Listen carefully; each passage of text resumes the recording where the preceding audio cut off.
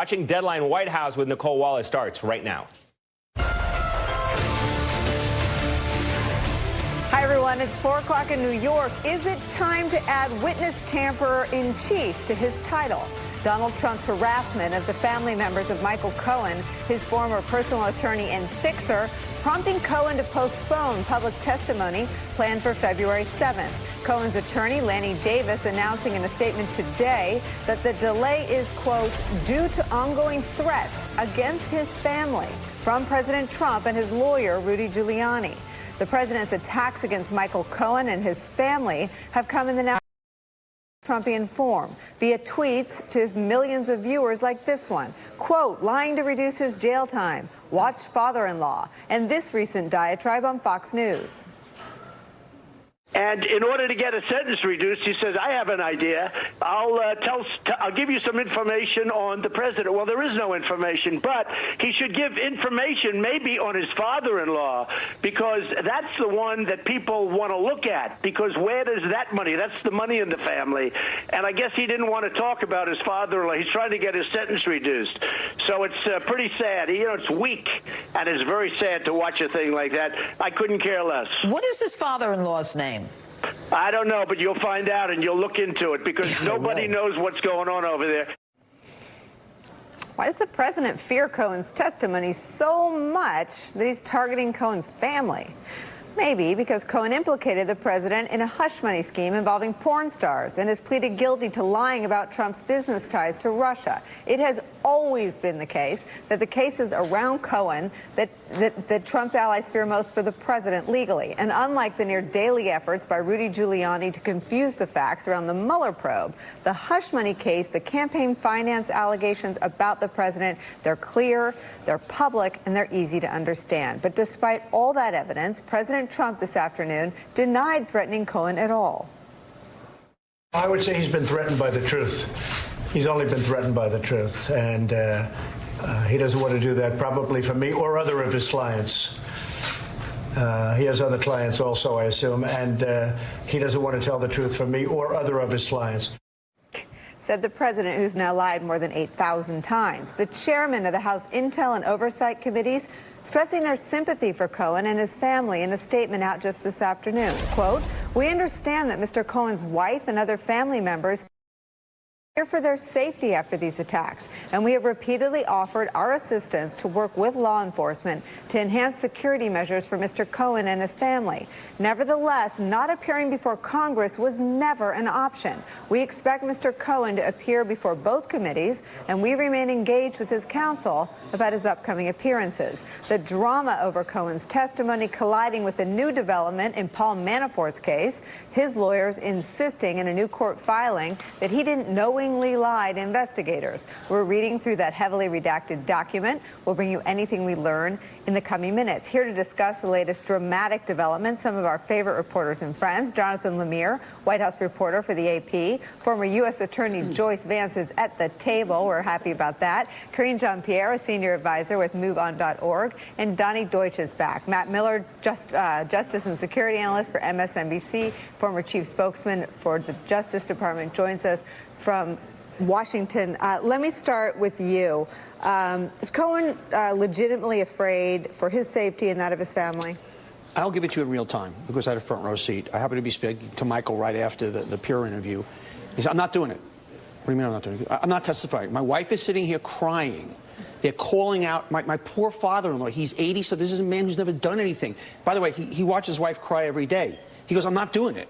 So I literally saw the obstruction of justice in real time. And I remember even said to him, I said, well, Michael, if I was innocent and he's insulated now because he brought it out. He goes, he's the President of the United States. The Justice Department report, he can do whatever he wants. So that's where it started.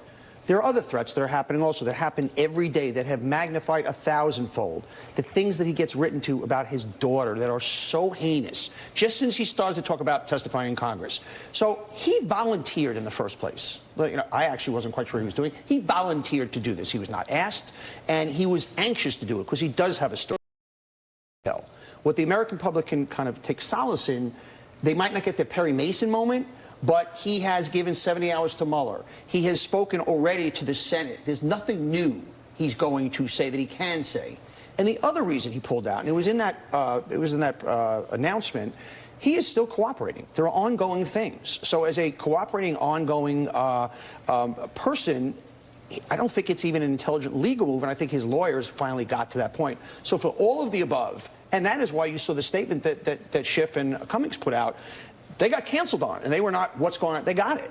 And, you know, we have to step back and take politics out of it. You know, the president just did a Freddie Pantangelo Godfather, you know, when they bring him into the thing and your brother's sitting right there. And out of all the heinous things he's done, to me, this is a new level. And I saw it on a very personal level. Well, let me just press you then on some of what you've dangled out there for us. Is the tweeting all, or has the president or his associates, have they done the sorts of things that Michael Cohen used to do to reporters and other people? Have they harassed him privately? I'm not aware of that. I'm telling you what I'm aware of and the things that he's talked to me about, and he's despondent about his family. You know, I think most people were in this kind of trouble in general, or I think most people who are at their core are decent. Their family is what kills them, you know, and seeing this is happening to his family, I think this really put him over the edge. We're so numbed and anesthetized at this point. The president got on the air and tweeted publicly, "Watch out, father-in-law." Now, I don't know if that's obstruction of justice. I certainly know it was obstructing what he was planning to do. Did he try to tamper, though, with a witness? I mean, was there contact from the president or his associates before Cohen cooperated? I'm not aware of that. Do you know what the ongoing cooperation looks like? I do not know, but I know it's ongoing, and I think his counsel said to him, you know, I think Mueller had already said, look, you can do it, but you can't touch anything in the investigation, because I think Mueller was very sensitive to standing in front of Congress.